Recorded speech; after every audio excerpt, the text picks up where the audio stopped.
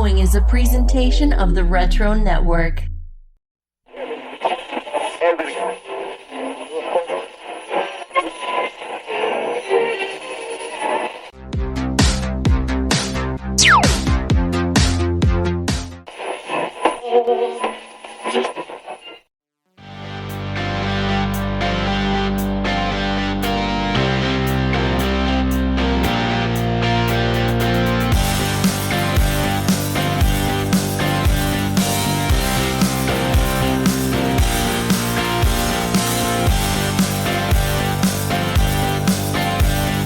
Welcome back, everyone, to the Retro Resurgence podcast.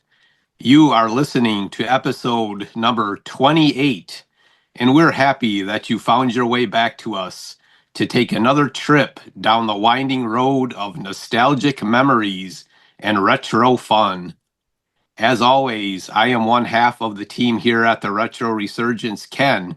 And as always, on the other end, my co-hosts, my podcast partner, Chad. How you doing tonight? I'm doing good, man. Great to be here with you again, recording episode 28. The hits keep coming, man. We're rolling right along here this year. You know, since our rebrand and our reformat of our episodes, man, we just keep grinding these things out every 2 weeks. And, you know, we've got a fairly busy schedule, wouldn't you say, to end the year that we're kind of excited about to give to you listeners. But, yeah, man, I'm excited to be here for this topic today. Yeah, me as well. We've made our way into November, getting ever so close to the holidays. We'll be having Thanksgiving will be here before you know it. And then, of course, Christmas will be just right around the corner. So, yeah, we've got a couple special episodes lined up, maybe a few guests coming along the way. And, yeah, I'm excited to round out the year here. It's been a fun year. Can't believe it's almost already over. It seems like we just started, but yeah, we got some cool things coming up to end out the year. So, yeah, excited to do that.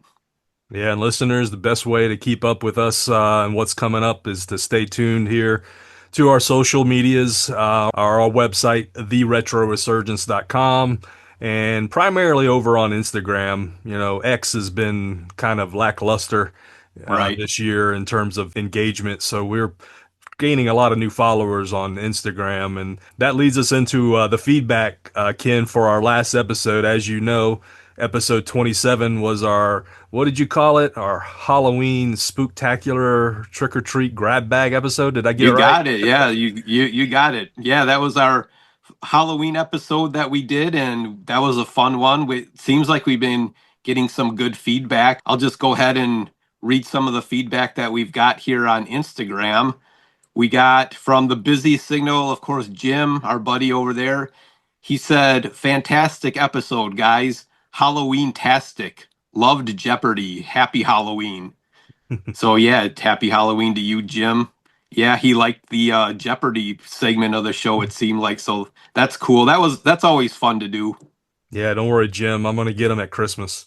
Yeah, Chad's got to get on the W side of the Retro Resurgence Jeopardy one of these times. Yeah. All right, and then we've got a few more sets of feedback here from Space, our loyal listener as always. He's commenting on the Ben Cooper costumes, and he says Bugs Bunny, Sylvester, and the Hulk were my favorite 80s costumes. Also, I have to go with the Fog movies from both 1980 and the 2005 remake for underrated favorites. Both are equally great. And then he says, thanks for this episode. Halloween episodes are the absolute best. Have a great Halloween, guys. So that's from Space. And then we have another comment from our friend over on the Retro Network, Karen, Retro Dolls 77. And she says, I definitely remember Bozo the Clown. I was Raggedy Ann, Bugs Bunny, Smurfette, Apricot from Strawberry Shortcake, and I think Snow White was my last box costume. After that, my mom started making my costumes, or we would make costumes out of outfit pieces I already had. So yeah, as we gave our little Mount Rushmores of Ben Cooper costumes, and like we said, there was no shortage of costume for girls, and Karen's message right there proves that. She was quite a few different characters over the years. Yeah, she was. She hit 5 or 6 of them. But I think a lot of us kids, at least one year, had that classic homemade costume. Maybe Yeah, mom or dad didn't quite have the funds to go out, or maybe what you were asking for they couldn't find. So, yeah, I think I had a homemade costume maybe later on in my sure. childhood years. And then we have a couple more. We got quite a bit of feedback for this last episode from a new member to the Retro Network, and he's going by Serpy Matt. And he says, great episode. For creepy music video and song to include on a Halloween mix, I would throw Drain by X Japan into the mix. I I am not familiar with that group. No, it sounds like some real hardcore heavy metal there. Yeah. And then he goes on to say, for a couple more songs, why not throw Happy House by Susie and the Banshees, Aisha by Death in Vegas, and Dance Macabre by Ghost on the Halloween playlist. The only one I know out of those, I know Susie and the Banshees, that I have heard of Ghost. So he's throwing in some songs there for us. And then we have another feedback here by the Real Life Perspective Show. And he just says, nice. We talked about these on our podcast too. And then he said, did you see the doc on Tubi? It's fantastic. I think, remember I mentioned about there was a documentary on the Ben Cooper company. I thought it was on Prime, but he's saying here it's on Tubi. So maybe I did watch it on Tubi, but yeah, it was a really great documentary there. No, it is on Prime as well. I watched Is it it? this week. Yeah. Okay. Yeah, it took me 2 nights to watch it because it's actually quite long. Yeah. And getting older and starting movies at like 10:30, 11 at night is never a good combination for me. So I fell Yeah. asleep. But it's cool that they had I think Ben Cooper's grandson was the primary storyteller, and Right. had a lot of the folks who were the artists and stuff like that. So yeah, it was cool that going back and looking at the building that Ben Cooper ran out of New York and stuff. Yeah. So yeah, it was a pretty good doc. I'm glad I watched it. Yeah. Like I said, I watched it, I think last year, and yeah, I really enjoyed it. But yeah, that's our feedback for our Halloween episode. So thank you to everybody who chimed in and, let us know some of their picks for songs or videos. And yeah, thank you for listening. All right, Chad. Well, what do you say we get to some Nostalgia Oasis news? Let's do it.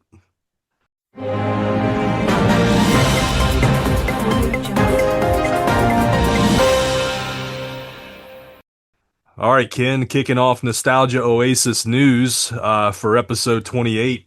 You got any plans to go down to Florida anytime soon? Probably not. I would say no. Well, too bad, but next time you're down there, if you happen to be in the Clearwater area, Clearwater, Florida, this was a piece of news that I didn't hear about until I started digging up on the internet. But they're paying tribute to one of the city's most famous residents. If you go back and listen to our archives this summer, you heard of our podcasts giving a tribute to the immortal Hulk Hogan. That's who I'm talking about. A 2-mile stretch of the Clearwater Waterfront Trail is officially being renamed the Hulk Hogan Trail. Mm. It even has workout stations painted in his signature red and yellow, so fans can train like the Hulkster while taking in the view.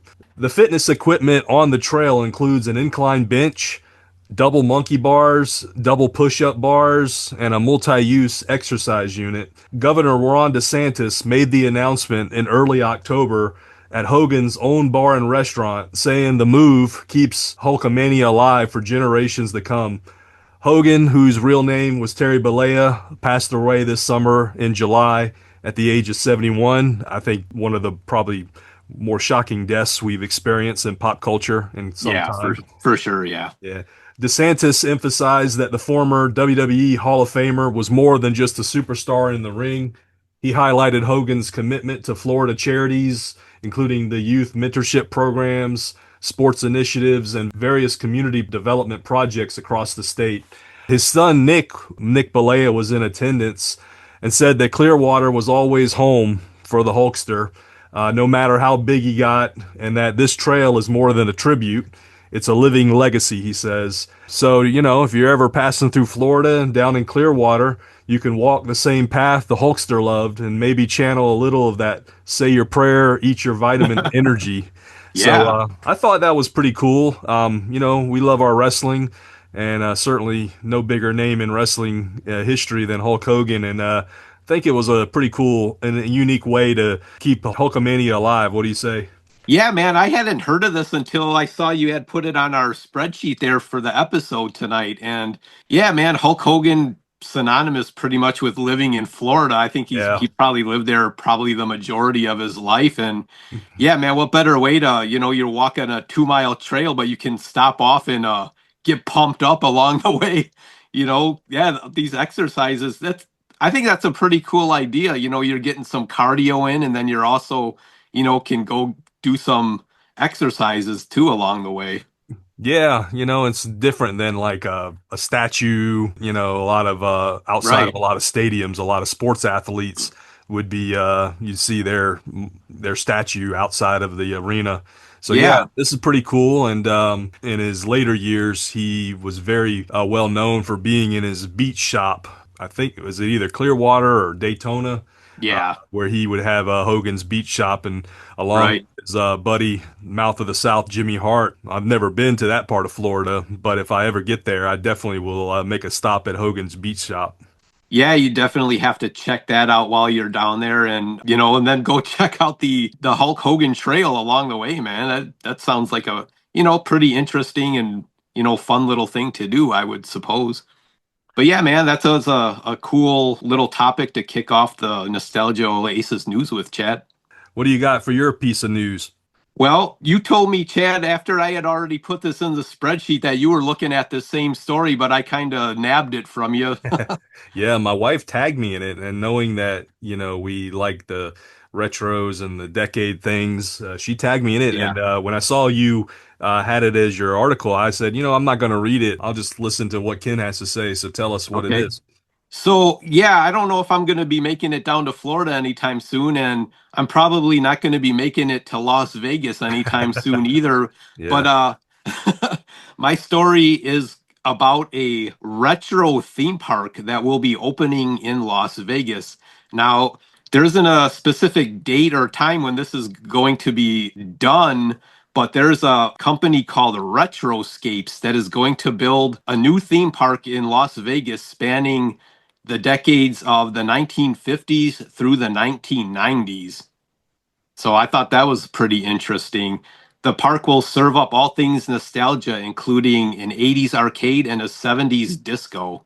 Now, this is going to be built by PGAV Destinations, and this is the same team behind Disney World's Guardians of the Galaxy Cosmic Rewind attraction. So they're the designers for this new theme park. What's going to be included in the theme park? You're going to get things like a 1950s Elvis diner, a 1960s rocket bar, a 1970s disco, a 1980s video game arcade, and a 1990s skate park. So you're going to have pieces of nostalgia from, like I said, the 50s through the 90s. So I think that's pretty cool. Yeah, you can travel through 50 years of pop culture and without having to leave the park. So, Yeah. yeah, if Um, it comes to fruition, it sounds like it'll be a great destination.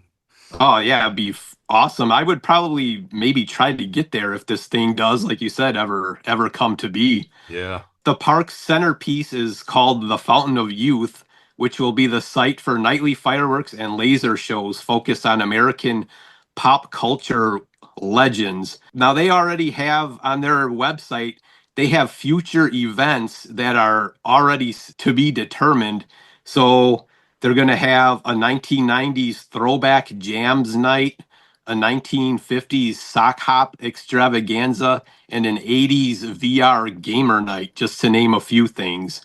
On their website, retroscapes.com, they have some pictures here of some things that they're going to have also as well, other than the things I just mentioned. In the 60s land, they're going to have a yellow submarine coffee house. Like I said, the 60s rocket bar. Then the 70s has a Main Street. The 60s has a Twist and Shout restaurant. The 70s, a Disco Mania and a disco bar. And then, like I said, there's going to be a Pac Man game bar as well. Also, to go with that, an 80s mall food court. So you're going to have a restaurant, but looks like a 80s mall food court, which I think would be pretty cool. And then along the way, also for the 90s, there's going to be a 90s skate park, and it looks like they have a grunge themed bar as well. So, hey, something for everybody there. So I think if it does come to be, that'd be a pretty cool destination and something to go see. Yeah, for sure. And it's a concept that, every 10 years you could add another decade to the Right, park. Although I will tell you, every decade from like the 50s through the 90s, has its own unique style. But it seems like in the 2000s, what differentiates the 2000s from the 2010s, like right. fashion, it really hasn't changed much, in the 25 years we've been post Yeah. millennium. So it'd be a little harder to, what would you do for 2010, Yeah, I'm not sure. but people much smarter than us can think of that. But yeah, for throw in rides, themed rides. I know, like I'm just something that comes to mind. And you said that they were involved, like the Guardians of the Galaxy Yeah, theme park. But like remember at Disney Hollywood Studios they had an Aerosmith ride.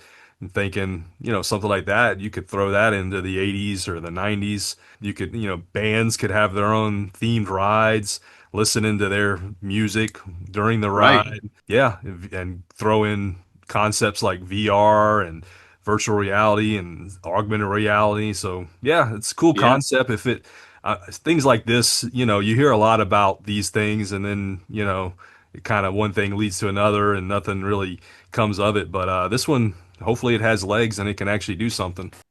Yeah, and just to round out the news story here, one of the, I won't say owners, but one of the designers said that this idea has been 7 years in the making. So it seems like they've really thought about it. It's probably just, the time, space, and money to have it all come together. But yeah, that's going to round out my news story. If you want to see more about it, go to, like I said, www.retroescapes.com, and you'll see there's some cool photos there, and a bunch of different like shopping and restaurants that they have planned. So yeah, go check that out. Don't go anywhere. Retro Resurgence will be right back after this commercial break. Discover the legendary Q106.5 in your car, on your smart speaker, on your phone. Browse to Q1065.com. 80s, 90s. This is a radio station with a vibe. Download our app or listen online. Search at Q1065 Radio on social media. The Q is your favorite radio station. Discover Q106.5 and hear the 80s and 90s hits on the radio station with personality. Q106.5. Okay, Chad. Well, those were some two interesting Nostalgia Oasis news stories we had. But now we've come to the main topic of the show, and this episode was your turn to pick the main topic. So, what do you got for us today? Well, we're going to circle back something that we like to do every fourth or fifth episode. We like to stay in the world of Hollywood and films. And I figured this time we'd go with something, but I wanted to do something a little unique. Not that no one's ever considered this or discussed this before. I threw this out there to Ken a few weeks ago, and we started thinking about the topic at hand. Tonight, we're going to be talking about our favorite one-word movies. Now, maybe it's an odd thing to consider which films are our favorite of films that have only one word in the title. But as you start thinking about movies with one word, you will immediately, about 90% of all films, I would say, maybe even more, are not eligible on this list. Right. And there was only two rules I threw in. I told you, Ken, that movies that have the like an article in it, like a or the, are omitted.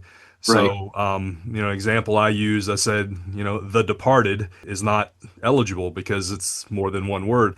And then the other rule is hyphenated words were also not eligible. So, a film like X-Men, that would not be included as well. So, as I started thinking about films, from some of my favorite films, immediately some of the one-word titles came to mind. And Ken, how about you? Did you think there were more than you thought, or not as much as you thought? Um, at first I didn't think that there was going to be as many, but then once I started looking, I actually came up with 25 movies, and I just had to narrow them down to, because you said that we're going to do a top five list, a personal list, and then a list of five, maybe that just would be like on a general list of movies with one word titles. So, yeah, it wasn't as hard as I thought it was going to be, but then at the same time, it was like I was trying to find ones that I liked with Yeah. just one words, and that was a little bit hard, but it was fun to research and kind of go through these here.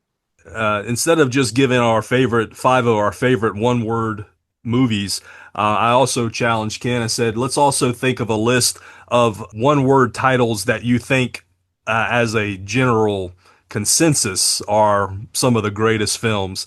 And these could be films that maybe, and I know that I'm not a huge movie buff, but I know there are some great one word films that I've never seen. So I was going to also include those into the list. So we have the potential here to talk about 20 movies, although I think we're going to have some overlap.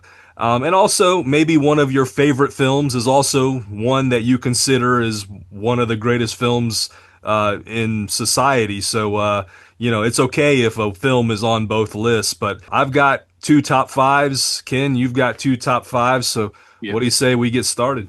Yeah, let's get into it, man. Okay. Well, let's start with our personal favorite one word movies. We're not really gonna rank these. We just have five of our favorites. And Sure. as always, me and Ken, we often like to unintentionally match each other. So the rule applies. If I match you or you match me, we'll just talk about them together. Yeah, sounds good. So I'll start off with, this is the one that came to mind right away for me. A kid that started watching a lot of movies not until the 90s. I watched this movie in high school with a friend, and it's one of my favorite films of all time. It's 1995's psychological thriller Seven. That is on my list as well. Is it in Yes, in your personal fave? in my personal, yep. Okay, cool. I just watched this movie a couple nights ago, Chad. Oh, nice. Yeah, I considered actually if it met the criteria, because a lot of times if you see it spelled out online, you'll see it spelled SE and then the number seven and yeah, then EN. But I didn't want to get that technical, so I'm going to say the film Seven is definitely qualifies. So, just a little synopsis. You've got Morgan Freeman, who is a retiring, weary-eyed detective, and his hot-headed, newly transferred partner, which is Brad Pitt. He goes by Detective Mills. They right, pair up to investigate a series of grotesque murders. They soon realize a methodical serial killer known as John Doe is using the seven deadly sins: gluttony, greed, sloth, lust, and pride as his blueprint for his gruesome crimes. Man, this was such a cool film, yeah, a cool concept, and props to Kevin Spacey, who portrayed John Doe. yeah, And if you haven't seen it, I'm not gonna ruin one of the film's biggest moments, and you know what I'm talking about, Ken. yeah, But it's one of those surprise moments of any film. So yeah. to me, Seven is one of my personal faves. What about your thoughts? Yeah, I first saw this in 1995. I was in the military. I went to the theater and saw this, and yeah, without spoiling anything, yeah, that ending, man. Like I haven't seen the movie in a while, but like I said, I just watched it a couple nights ago. And even though you know the ending, and I'm sitting there watching it, and I'm still like getting like goosebumps and like chills and stuff. Even though, I've seen this movie multiple times and know the ending, I still, when that part of the movie comes, man, I still get like excited for it and, what's to happen. Right. And I did a little research too on the movies I picked. Now, I got this information from it's a website called thenumbers.com. And like you said, this came out in 1995. This finished, I went by US and Canada box office. So this finished the year at number 11 in 1995, making $87 million. So not too bad. I thought it would have maybe been a little higher than that, but still a great movie overall. Yeah, it's one of the films that I picked up when the advent of the DVD, as VHS was leaving shelves and DVDs were becoming more popular. I remember having the DVD. It was cool because it looked like a composition notebook, and it had two discs.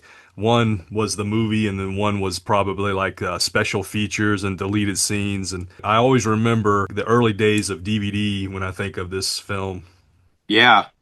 And then just for some reference, I went on to Rotten Tomatoes and looked at the popcorn meter scores and tomato meter scores for all these movies. And this has a critic popcorn meter score of 95%. So that's pretty high. And then it has a fan tomato meter score of 84%, which actually kind of surprised me a little bit. I thought that would be up there in the 90s too, but still overall good percentages. And yeah, man, it's a great watch.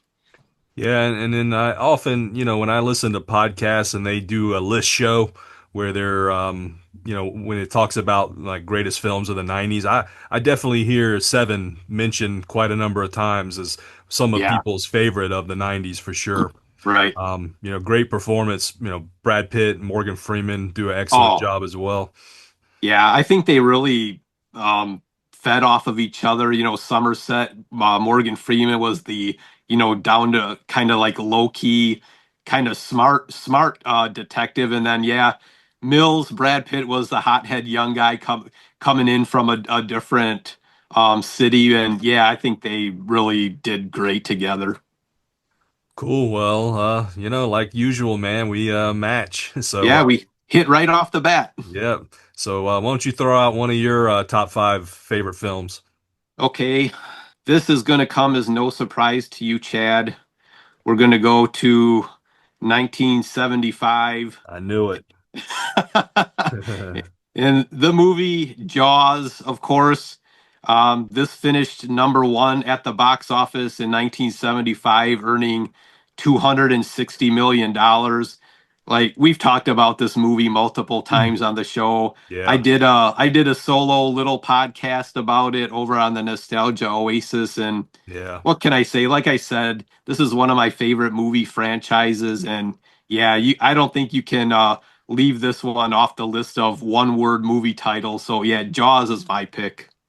It's such a for 50 years that we celebrated this year, and all the different tributes and events that went along with it. This film is highly influential in film history. It's a summer movie. It can be a Halloween movie.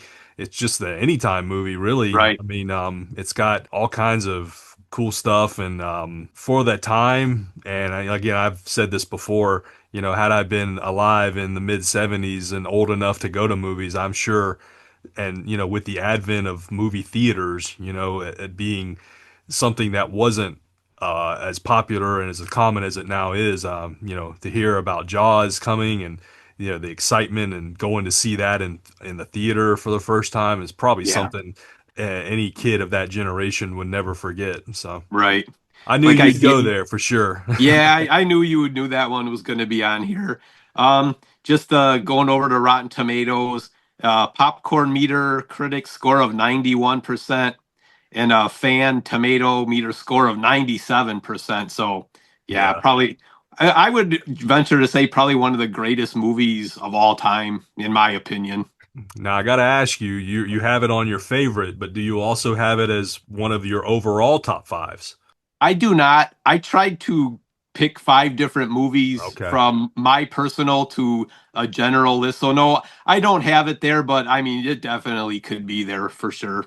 So you just picked one of mine on the list that we're going to talk about later, the overall, consensus top five. I had Jaws on there, so Okay. yeah, so All right. we can eliminate that one, but good pick, kind of, Yep. right in your wheelhouse like usual. Yep. All right, well, my next pick, one of my favorite movies. I went a little kind of off kilter on this one. This is one that in the early 2000s, it's a movie called Blow. Do you have you ever Mm, seen that? I have not. No. Yeah. So this one stars Johnny Depp. This came out in 2001. Okay. This is a biographical crime drama that follows George Young, Johnny Depp, as a working class kid who moves to California and eventually becomes the biggest importer of cocaine into the United States for Pablo Escobar's Medellin cartel in the 70s and 80s. George earns immense wealth and lives a lavish, high stakes life, but the betrayal, addiction, and greed destroy his personal relationships, especially with his beloved daughter. The film chronicles his spectacular rise and tragic, lonely fall as he ultimately loses everything. I just remember seeing this. It's got Penelope Cruz in one of her early films. And one of the things I'll never forget is this was one of the first films that I saw Paul Rubens in a film that he wasn't obviously portraying like a typical funny character like Pee Wee. And Yeah. I just remember seeing Paul Rubens, and I'm sure, Paul Rubens was in other films, but this one I remember just seeing like, wait a minute, look at Pee Wee. He doesn't look like Pee Wee. Yeah. you know. So I guess he was trying hard not to have been typecast, but it's a good film. I like it. I don't think it will be on anybody's list, but I figured I'd include it on my personal top five. Yeah, I can't speak too much to this movie. Like I said, I know it, I've heard of it, but I've never seen it. So I know it's a pretty good movie from what I've read and what I've heard from other people, like you just said. But yeah, I have not seen this one, so this will probably have to go on one of my watch lists. Yeah, check it out. Another pick for you. All right, my second pick. This probably won't come as too much of a surprise to you either. And we're going to go to 1978. It finished number 8 domestically at 47 million, and this is, of course, Halloween. So, Halloween, I would say that this is probably my most favorite horror franchise. There's just something about Michael Myers, man, that I don't know, I like. So, just a little synopsis. I mean, pretty much everybody that listens will probably know it, but on a cold Halloween night in 1963, 6-year-old Michael Myers brutally murdered his 17-year-old sister, Judith. He was sentenced and locked away for 15 years. But on October 30th, 1978, while being transferred for a court date, a 21-year-old Michael Myers steals a car and escapes Smith's Grove. He returns to his quiet hometown of Haddonfield, Illinois, where he looks for his next victims. So you could probably say that this was the beginning of the slasher, phenomenon. I could probably say maybe Texas Chainsaw came out in 1974, but I think this one really put those kind of movies on the map. Of course, Jamie Lee Curtis was a young actress then, and yeah, man, this is just one that I watch probably just at, Halloween time every year, but I watch all of the movies and yeah, just one of my favorite franchises. Yeah, a franchise that has only gotten more and more popular as time gone on. Yeah, one word, Halloween. You say that, you immediately think of the holiday or either the film, Right. one or the other. So, yeah, good pick there for sure. And I could see that making a lot of people's all-time top five too. It didn't put it Yeah. on mine, but I definitely Yeah. appreciate that film for what Right. it is. Just quick here before we go to your next pick. 97% on the tomato meter for fans, 89% on the critic popcorn meter. So, yeah, it's up there as well. Good stuff. All right. All right, I'm gonna go with my next pick. This is one that when I saw this, man, I love this film, and I've only watched it one time, and I owned the DVD back in the day, and I need to watch it again. But this is 2004. This is a movie called Collateral. Mm, Now, I told you that when I saw Paul Rubens in Blow, I was kind of surprised. When I saw Tom Cruise in this film, I was also surprised because he had basically they had dyed his hair gray, so he looked a lot older. And something when you see that in a Tom Cruise film, especially in the early 2000s, he was doing Mission Impossible. He looked 20 years older in the yeah. film. But man, this is such a cool movie. Me and my wife enjoy this one. It's 2004. A little synopsis. Over the course of a single night in LA, a meticulous, timid cab driver named Max, who is portrayed by Jamie Foxx in a great role. He was obviously budding movie star.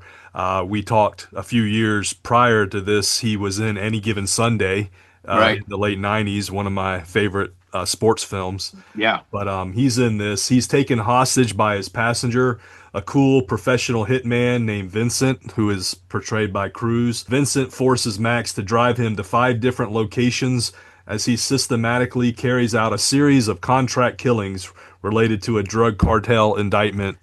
Max must race against time to survive the night and find a way to stop Vincent, especially after realizing the final target is the federal prosecutor, played by Jada Pinkett Smith, who was his very first fare.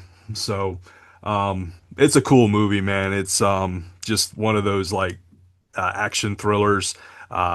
Fox is in. He's obviously the person you're rooting for in the film, and Cruz plays a pretty good bad guy. But really really cool film. If you haven't seen it, definitely check it out. Collateral.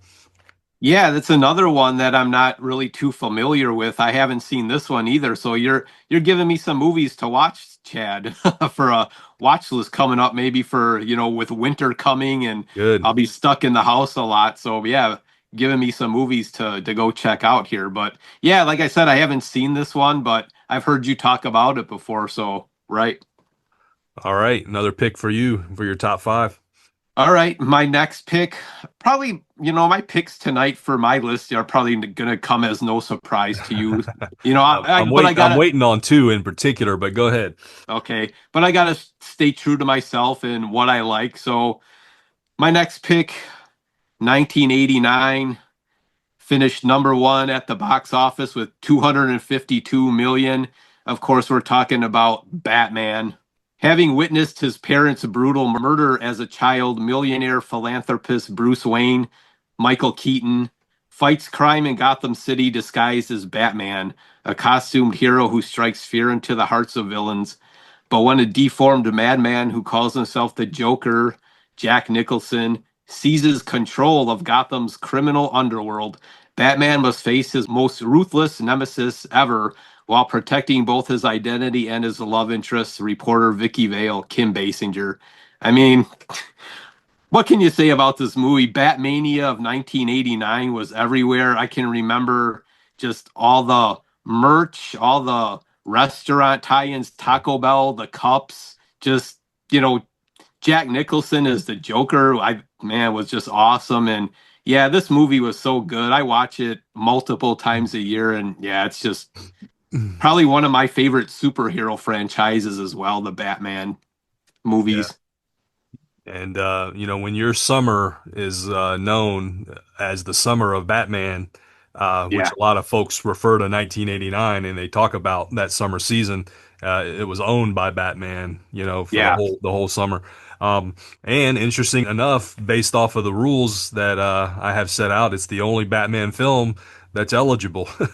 right, You can't do uh, The Dark Knight. You can't do Batman Returns. You can't do Batman Begins. right. The only Yeah. one that's truly one word.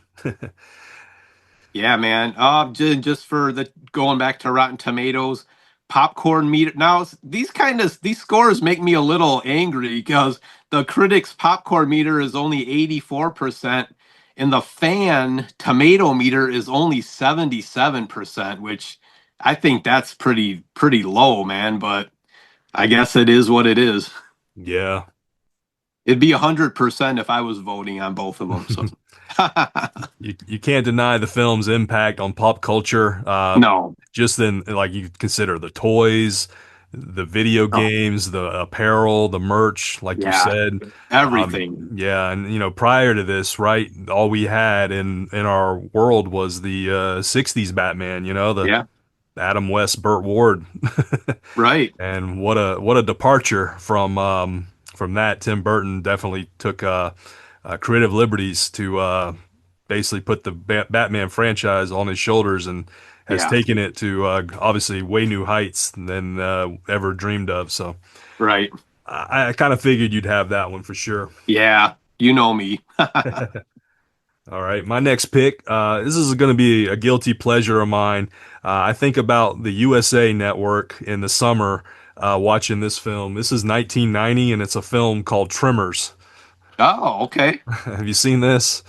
It's been quite a while since I've seen it, but yes, I have seen this movie. Man, I just remember being home for the summer and watching USA Network and watching this on that channel. And immediately when I saw these friggin' worms just coming out of the ground, I mean, it was enough to just latch me on to the movie. This stars Kevin Bacon and Fred Ward. They attempt to leave an isolated tiny desert town of Perfection, Nevada. They discover a series of gruesome and mysterious deaths. They soon realize the cause is not a serial killer, but giant subterranean worm-like monsters, nicknamed graboids, that hunt their prey by sensing ground vibrations. Cut off from the outside world, the remaining quirky town residents must pool their wits, a seismologist's knowledge, and a survivalist couple's arsenal to outsmart and destroy the creatures before they are all eaten. I just love Kevin Bacon in this film. I love Reba McEntire in this film. Fred Ward, who's a great character actor, kind of a not a leading guy, but sort of a secondary character. He plays it great, and this I just one of these films I could pick it. If I see it on TV, I'd watch it, in the middle of the movie and just Yeah, watch it right through. I don't have to watch it all the way, but just a fun movie, a little bit of a guilty pleasure. I don't think it had any Academy Awards or anything like that, but right. just a fun, cool movie and a cool concept. Yeah, what's it now? The actor you said, Fred Ward. Now, is that the same actor that played the father in Family Ties? I thought that guy was in this movie Oh as well. no, but you're talking Michael Gross, I think his name Yeah, is. yeah. Yeah, he's the survivalist. Okay, I think okay, he's married to Reba. okay. Yes, I he's was, I was like, yeah, man, I think he's in this movie. Yeah. yeah, the Family Ties dad. I forgot about him. Yeah. Yeah, Okay, that's not Fred Ward. I think it's Michael Gross, but he's okay. yeah, Right. he plays a good actor too. So now I thought I saw something earlier in the year that was supposed to come out on Netflix. I don't know if it was supposed to come out this year or next year, but I saw something that Kevin Bacon was coming back and Netflix was going to have an 8 episode series of Tremors. So, I want to say it was either that or they were going to reboot the franchise or try to. Obviously, Kevin Bacon would be kind of critical to help right. launch that franchise. But yeah, I think I did hear that too. I don't know where it is. I don't remember seeing it on the Netflix splash page. But Yeah. yeah, that's interesting to find out if that is still in works or not. Well, yeah, that's a good pick. So we'll go to my final pick for my personal five. Okay. And since we're just coming off a spooky season, Halloween, I had to throw one in here from 1984. Finished number one at the box office at 220 million, and we're gonna go with Ghostbusters. Yeah, this is one I was waiting for you to say for sure. Okay, so if you don't know it, I mean, I'm sure pretty much everybody does. After the members of a team of scientists, Harold Ramis, Dan Aykroyd, Bill Murray, lose their cushy positions at a university in New York City, they decide to become Ghostbusters to wage a high-tech battle with the supernatural for money. They stumble upon a gateway to another dimension, a doorway that will release evil upon the city. The Ghostbusters must now save New York from complete destruction. Yeah, I mean, what can you say? You have some SNL alum in there, Dan Aykroyd and Bill Murray.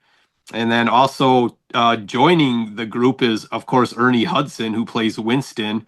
And yeah, man, I saw this in the theater when I was 10 years old, and there's a couple of scary parts in there as a kid watching the movie. But yeah, this is one that I've always loved, even to this day, 40 years later. And yeah, one of my all-time favorites.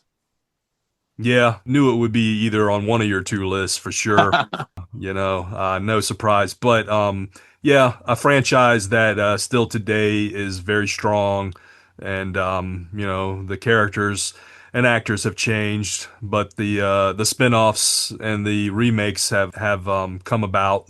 So Yeah, yeah, no denying Ghostbusters in 1984 was definitely a big hit there in pop culture. So right. it actually, you've also now named two of my overall top five. I had Oh, okay. Ghostbusters just for its cultural impact, for sure. Okay. So we've got that crossed off the list. All right. Well, I got one more. So you've got your five, Got right? my five. All right, I've got one more that we haven't discussed on my fave top five. This one I know is not going to be on anybody else's list, but I threw it on there. This is a 2005 dumb comedy. You could find it back in the day over on Comedy Central and stuff like that. It's a movie called Waiting. Have you ever seen this movie? Hmm. No, I don't even know if I've heard of this movie. All right. Well, Waiting, released in 2005, takes you behind the scenes during one miserable, chaotic shift at a chain restaurant called Shenanigans. So if you think of Applebee's or Chili's, one of those type restaurants, Okay. Shenanigans is based off of one of those restaurants. Bored veteran servers Dean, who's played by Justin Long, who I think is a great actor, and also Monty, Ryan Reynolds. They lead the crew, which deals with terrible customers by playing crude games and sometimes contaminating their food. The main plot follows Dean, who is having an early life crisis after realizing he might be stuck waiting tables forever, while Monty is busy training the shy new guy, Mitch, in the staff's outrageous antics. Dean has to decide if he's going to accept a meaningless promotion or finally quit and try to find a real career. It's basically a raunchy inside look at the dark comedy of working a dead end restaurant job. So, from the backstage shenanigans of what the kitchen staff does and the way they talk, and to the front of the house, the servers and the bartenders and stuff. It's pretty funny. Like, Hmm. I never worked in food and bev. Did you ever No, work in food never. and bev? Yeah. No. But I know a lot of folks in food and bev, and this is definitely a great portrayal of that type of environment. Where just about anything goes, which would shock a lot of people if you've never been in a kitchen, a restaurant kitchen. Some of this is definitely off the wall, but it's probably not too far from the actual truth on some nights at some Yeah. restaurants across the country. So Oh, I would imagine. Yeah. yeah, Waiting 2005. If you have not seen it, it's an easy watch, and it's just a dumb comedy that I always tend to enjoy.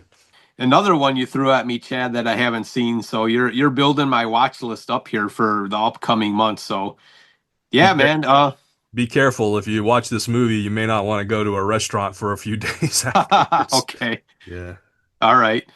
All right. Well, we've got our top five mentioned, Yeah. and like I said, you've still got your overall top five, all five picks, and I've got three of mine left. So Okay. why don't you say we get into those picks? I'll let you lead off with Okay. this is going to be now a different list. This is going to be what we consider, whether we've seen it or not, what we consider, society's overall five great movies with one word titles. So hit me with what you got. All right. So my first pick for a general consensus overall movie is going to be 1976 Rocky. Oh, I had it on mine list too. Okay, so that's another. All Yep. right, so we got another one off of your list. I Yep. thought about putting this on my top five. I love Rocky, the Rocky franchise, but I thought maybe this one would probably go better on an overall list that people, would Yeah. maybe put on their list. So This one, number one at the box office in 1976, 117 million. Sylvester Stallone, won an Oscar for this movie, and what can you say? It's probably one of the all-time classics as well. Yeah, and according to the rules, the only Rocky film that technically fits the criteria. There you go. Yeah, I kind of figured you'd have this on your favorite list, as much as I know you like that film, but it's good on either list for sure. Yeah, I would say so. Yeah, 1976, one of the great sports films of all time. If you're listening to podcasts about sports films, you're going to hear this mentioned, no doubt. So, Right. yeah, with in terms of one word movies, this is probably up there as one of the best. Yeah. All right. So how many did I knock off your second list here? Is that four already? Three, you've got three Three? knocked Okay. off. Yeah. All right. Well, do you want me to go again then Yeah, before you? go, yeah, Okay. go again. All right. Now this one, I don't know if many people would consider this like a great movie. It only finished number 24 at the box office in 1990, but this is, I believe, based off of a Stephen King novel, and this is Misery from 1990. Have you seen this movie? Long time ago when I was little and I was kind of spooked out by it. Kathy Okay, yeah. Bates, but Yeah. yeah. Just a little synopsis. After a serious car crash, novelist Paul Sheldon, played by James Caan, is rescued by former nurse Annie Wilkes, Kathy Bates, who claims to be his biggest fan. Annie brings him to a remote cabin to recover, where her obsession takes a dark turn when she discovers Sheldon is killing off her favorite character from his novels. As Sheldon devises plans for escape, Annie grows increasingly controlling, even violent, as she forces the author to shape his writing to suit her twisted fantasies. Yeah, man, she played a really, kind of creepy, evil character with Annie Wilkes there. And yeah, man, I don't know if we can, we can probably throw a spoiler in here when she finds out that he's been trying to escape, and she puts the piece of wood in between his ankles and takes the sledgehammer. And man, that part was pretty brutal. Yeah. That's 1990. 1990, yep. Yeah. I remember seeing it on HBO early on, and somehow I didn't watch it all, but I remember being definitely creeped out. So Yeah. good pick for All sure. right. Yeah. Yeah, why don't you go again since you've got Okay. a little more than I do? All right, I'll go again. We're going to go to 1992, finished number 15 at the box office with 70.3 million. And this is a Western featuring Clint Eastwood called Unforgiven. Do you know this one? I've heard of it, but I've never seen it. Oh, okay. So I finally got one Yeah. that you haven't seen. Yeah. So just a little synopsis. When prostitute Delilah Fitzgerald is disfigured by a pair of cowboys in Big Whiskey, Wyoming, her fellow brothel workers post a reward for their murder, much to the displeasure of Sheriff Little Bill Daggett, played by Gene Hackman, who doesn't allow vigilantism in his town. Two groups of gunfighters, one led by aging former bandit William Money, Clint Eastwood, the other by the florid English Bob, Richard Harris, come to collect the reward, clashing with each other and the sheriff.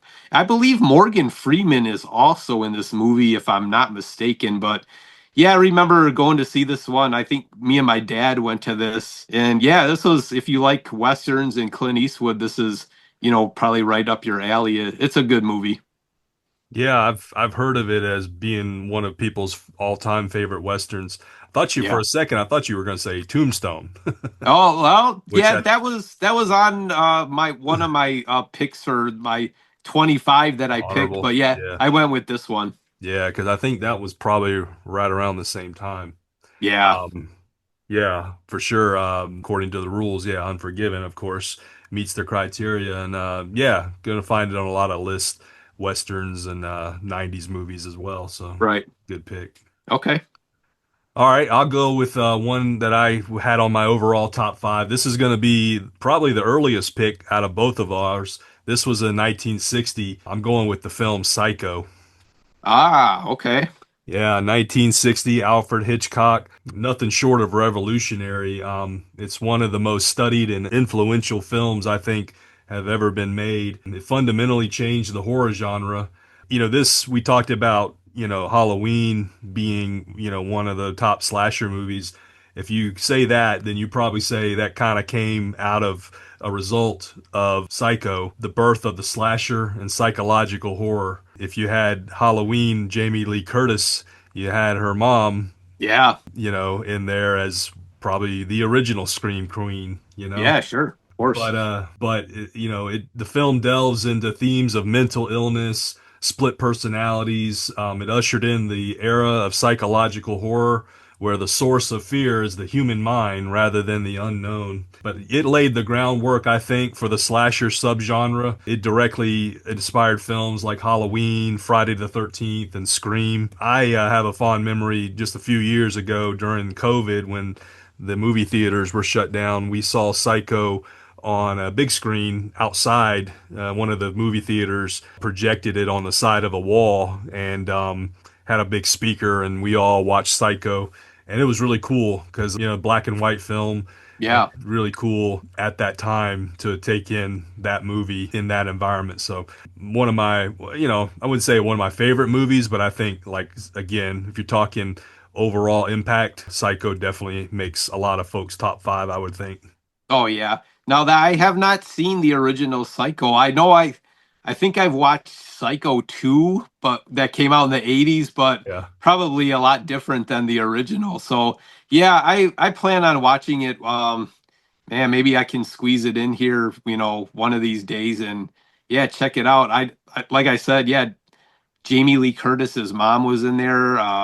Yeah, man, definitely a classic.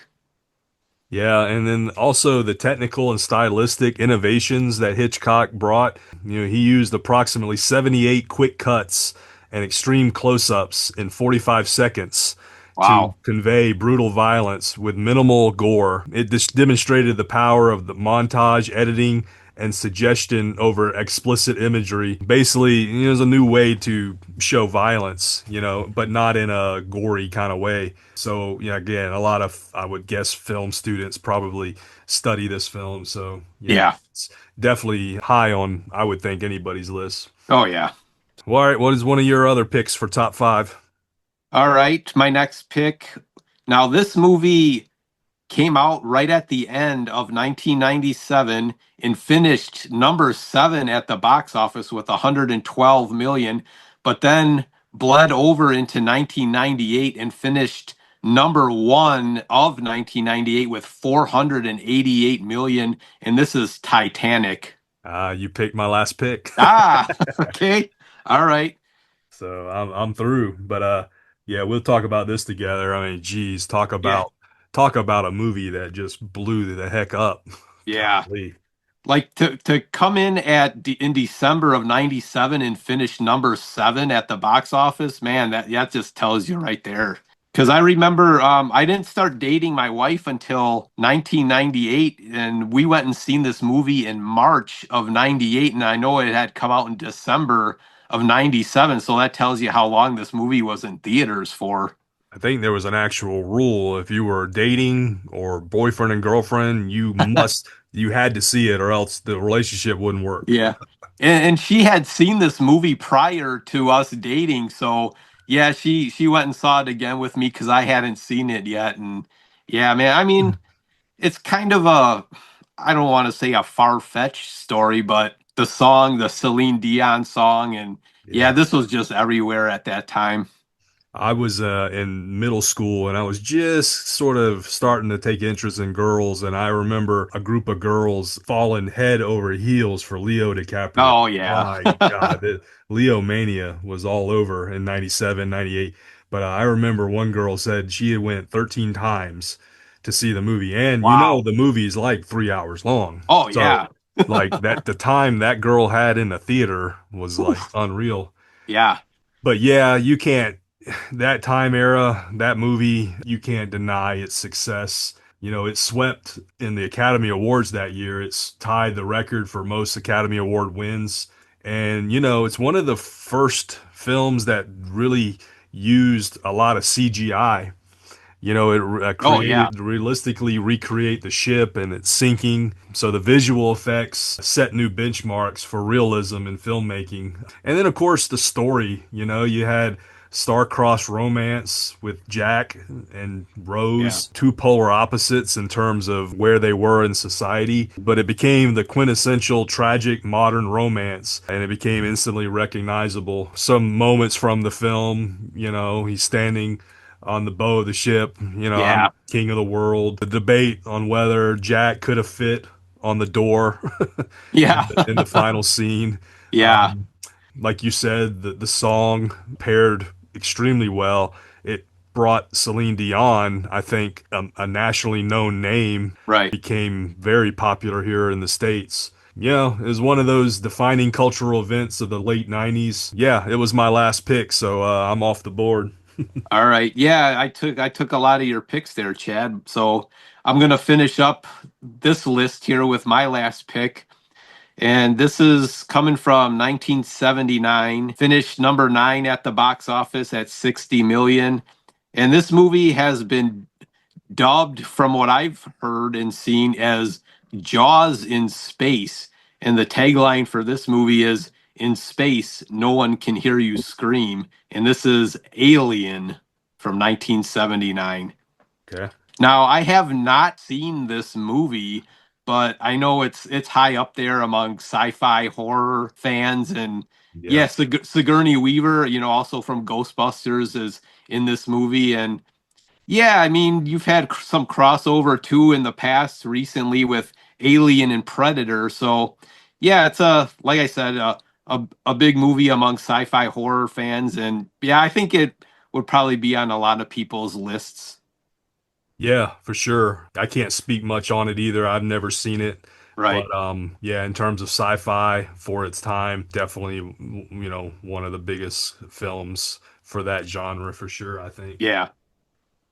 But yeah, that's gonna round out both of our lists. We had a lot of crossover on some of them, the Yeah. ones I took from you, but I think we had some pretty good lists. Yeah, we did. Let me count here. So we could have gave you a total of 20. We ended up giving you 1, 2, 3, 4, 5, 6, 7, 8, 9, 10, 11. We gave you 15. So Okay, we not we too ma bad. we matched on 5. All right. The 5 we matched on were Jaws, Seven, Ghostbusters, Rocky, and Titanic. Okay. So 75% there of Right. unique picks. I figure how we'll close the show, Ken, is you said you, like me, thought of 20 some odd films. We'll throw these as honorable mention, one word movie titles. Sure. And I've got a long list too. You know, if you want to say something about them quickly, that'll be good. But give me some of your ones that didn't make the cut. Okay. One is 2007 Transformers, the first live action Transformers. Okay. I was gonna go with the animated movie, but then I looked and it was called The Transformers the movie, so I couldn't Yeah. go with that one. So Yeah. this, for a Transformers fan, this one, seeing them on the screen, live action for the first time was pretty cool to me. I'm not the biggest fan of the design of the robots from these Michael Bay movies, but they got some pretty good action sequences, so I threw that on there. Okay. Gremlins 1984 is on there on my list. I almost put that in place of Ghostbusters, but I kind of give the edge to Ghostbusters a little bit more. So yeah, Gremlins is another one. Let's see here. Predator from 1987, Mhm. also on my list. Of course, Arnold. We had our Arnold versus Sylvester Stallone back in the summer, so I couldn't leave that one off the list. Nope. The one you thought I was gonna say, Tombstone, Okay. is on there. I got the comedy from 1980, Airplane. Okay. That's cool. So yeah, that one's on there. Scream from 1996. I had that on my list. Okay. Poltergeist, Ooh. 1982. Mm-hmm. See, Roadhouse from 1989. Mm-hmm. Patrick Swayze, that's a good one.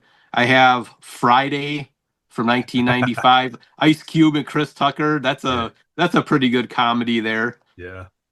Clue, the movie Clue from Mhm. 1985. That's one I haven't seen, but it's on a watch list. You know, the classic board game Clue. They made it into a movie. Yep. This one, I don't know if people would really agree about a good movie, but Cujo from 1983, another Stephen King. Yeah, it applies. It fits Yep. the criteria. 1996, it's a movie called Fear with Mark Wahlberg and Reese Witherspoon. I don't know if you know that one. No. Okay. That's a pretty decent movie. Let's see. Casino from 1995. Hmm. Robert De Niro, Joe Pesci. Yeah, that's a good one. Let's see what else. Oh, Shrek 2001. Mike Myers from SNL. That's a pretty popular franchise. Yeah, I had that on my list. Okay. That's all the ones that I got. What about you? Let me give you some of the ones I had. So I did have on my list, I had Halloween, which you mentioned. Okay. I had Batman, which you mentioned, and I had Misery. But some Okay. others, the others that meet the criteria that are, there are probably many people that would consider these their favorites. Grease, Ah, your okay. daughter knows a lot about Yeah, that. right. Mid 90s, Twister. Ah, yeah. You know, Okay. Scream. We'll go a little newer. Your girls may remember this was a big thing in the early 2010s. Frozen. Oh, yeah, for sure. Yeah. Yeah. Early 2000s. Russell Crowe, Gladiator. Oh, man, that one completely missed me. Coming up on Christmas, and you can't have Christmas without usually a good viewing of the movie Elf. Yeah. Okay. Yeah. Will Uh, Ferrell. Yeah. yeah. This movie, I figure, some people, this is like their all-time favorite movie, Goodfellas. Oh, yeah. You know? Is that Robert De Niro as well? Yeah. Yeah. Okay. Yeah, that's Pesci, Ray Liotta. Okay. Leota. Yeah, Yeah. All yeah, right. Yep. Star-studded cast there. Yeah. A cool action movie of the '90s, Speed, Oh, with yeah. Sandra Bullock, right? Great. Yeah. Keanu Reeves. I just Keanu. watched that one not too long ago. We talk about sports films. Can't forget Rudy. Have you watched that yet, Chad? No, I know. Yeah, maybe I need to before the end of the year. Okay.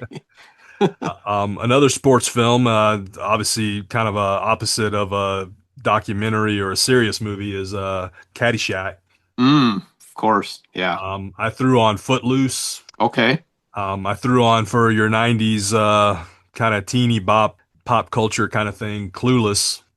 Oh, yeah. Okay. And then the last few, I have Glory Mm. with Morgan Freeman. I watched that in school. That was Yeah. really cool to watch that in class in elementary Okay. school. We just leaving the Halloween season, so you can't have a discussion about Halloween films without saying Saw. Oh, yeah. Yeah. Definitely. And then, late '90s, kind of in there with the Titanic film. I throw in Armageddon. Oh, yeah. That's a good one. I like that one. Yeah, and then one of my favorite. This one almost made my top five favorite films, but it ended up getting bumped. Is a movie. Not a whole lot of people know this movie, but it's called Memento, and Mm. it's pretty wild. It's one of those movies you have to pay attention because the way the film is shot, the very first scene you see is actually the last thing that happens in real life. So it's like this guy, he has like the way it's filmed, it's everything's going backwards. Oh, But okay. you're seeing it obviously, played out in reverse. So um, Yeah. anyway, it's a pretty good film. I watched it in the early 2000s. Again, it was one of those like early DVD purchases for me. So Okay.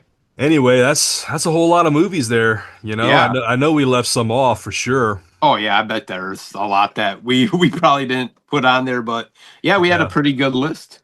Yeah, by no means this supposed to be a comprehensive list, just and it's really not a title obviously doesn't make or break a movie in most cases, but it was fun to kind of filter out 90% of all the films ever made and just focus on less than 10% of films. Like you said, Ghostbusters would apply, but none of the sequels because it's more Right. than one word. Batman, things like that. So Anyway, I thought it was a good show, man.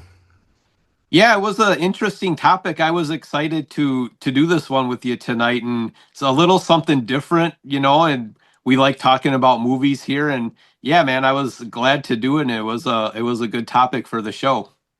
Yeah, listeners, what would you put on your short list?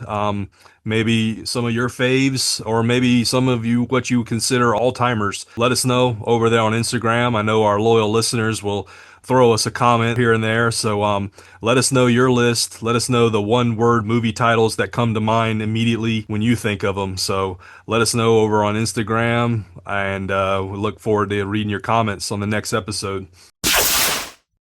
Well, Chad, we've come to the end of episode 28.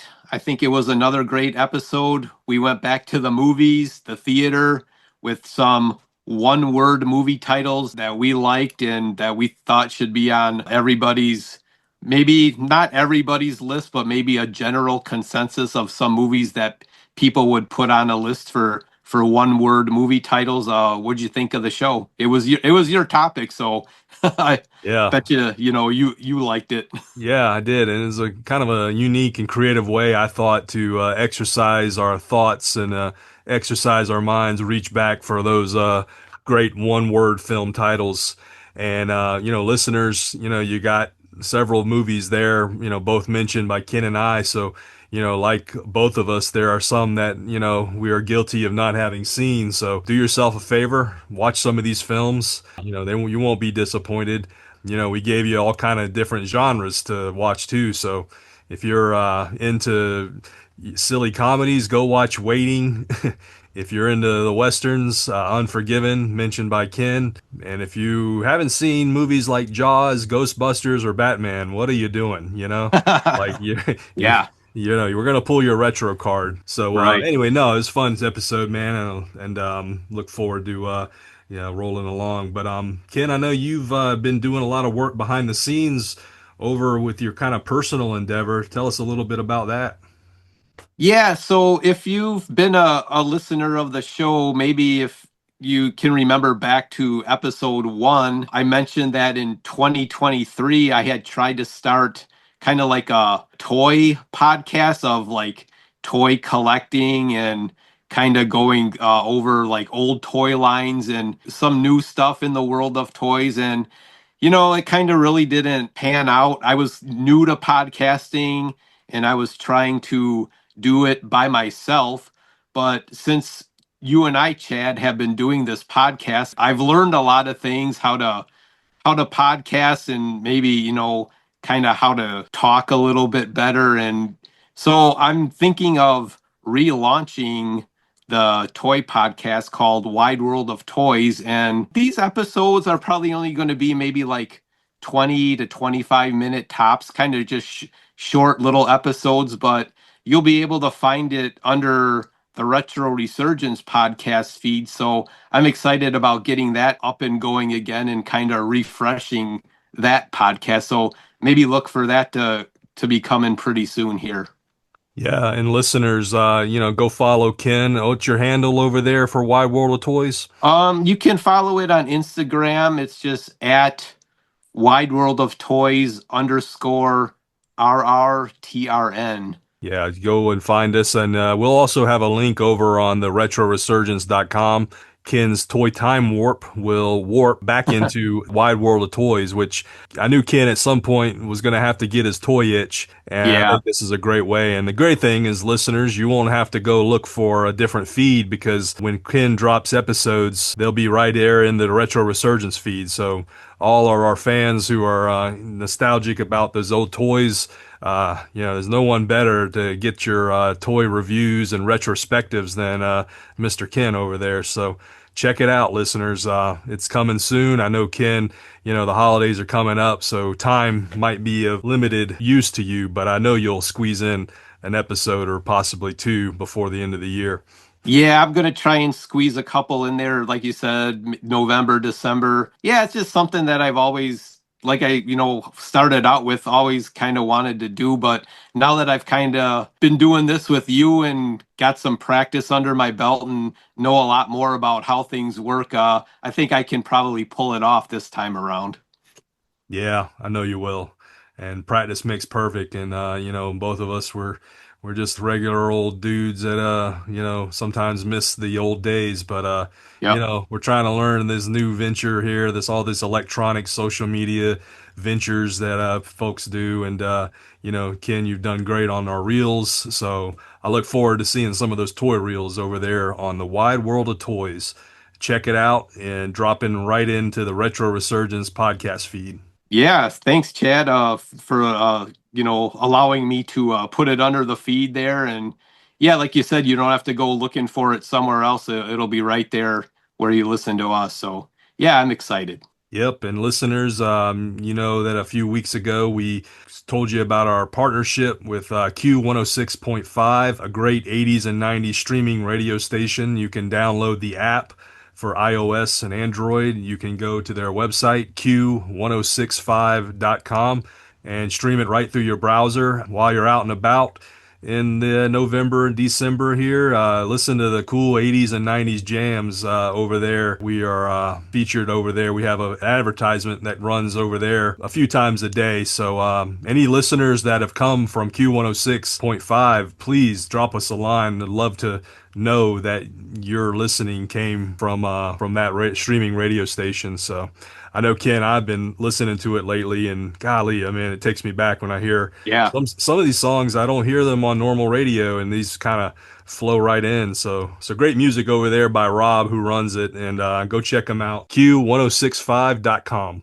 Well, all right, Chad, I think that's going to wrap up the episode here. We will see you in 2 weeks' time. Thank you for listening to the Retro Resurgence podcast. You can find us on most major podcast platforms, including Spotify, Amazon Music, and Apple Podcasts, or wherever you listen to podcasts. You can also find us on social media at the following: on Instagram at The Retro Resurgence, on X at Retro Resurgence, our email theretroresurgence@gmail.com. You can also find us at our website, www.theretroresurgence.com. And lastly, you can find us online at our home base, www.theretronetwork.com, where you'll also find lots of great content. Please engage with us on social media or leave us feedback at our email. Leave a rate and review wherever you listen to podcasts. Join us again in 2 weeks here on the Retro Resurgence podcast. And that wraps up another episode of the Retro Resurgence podcast. We're so grateful you joined us today and took a trip down memory lane with us, and we can't wait to bring you more retro goodness in our next episode. Until then, keep embracing the past, and we'll see you soon. Thanks for listening. This has been a presentation of the Retro Network.